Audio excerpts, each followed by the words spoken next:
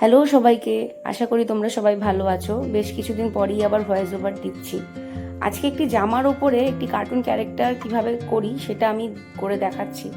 প্রথমে দেখো, আমি পেন্সিল দিয়ে কার্টুন ক্যারেক্টারটাকে পুরোপুরি এঁকে নিয়েছি একটা পেপারের মধ্যে। তারপরে সেটাকে কার্বন কপির সাহায্যে আমি জামার মধ্যে আর কি সেটাকে ছাপটা তুলে নিয়েছি। কারণ জামার মধ্যে সরাসরি আঁকতে গেলে অনেক সময় ভুল হয়ে যায়। তো তারপরে কালার দিয়ে কালারটাকে ভালো করে মিশিয়ে আগে একটা বেস কোডিং একটা দিয়ে নিচ্ছি, কারণ প্রথমবার রং করলেও সেই রংটা খুব একটা খোলে না, কালারটা হালকাই থাকে। তো দ্বিতীয়বারও আবার কালার দিতে হয়। হলুদ রঙের জামা পরানো হয়েছে মেয়েটিকে এখানে, তো সেরমভাবেই কালার করা হয়েছে এবং সাদা দিয়ে একটা শেডিং আনা হয়েছে। যেহেতু হলুদ জামা, তাই মাথার যে বউটা আছে সেটাও হলুদ এবং জুতোটাও হলুদই করেছি। কার্টুন ক্যারেক্টার বলে চোখগুলো একটু বড় বড় এবং যেমন কার্টুন ক্যারেক্টারের চোখ হয় সেটাই করেছি। আশা করছি তোমাদের এই কিউট কার্টুন ক্যারেক্টারটা খুব ভালো লেগেছে। তো তোমরা কেমন লাগলো একটু জানিও আমাকে।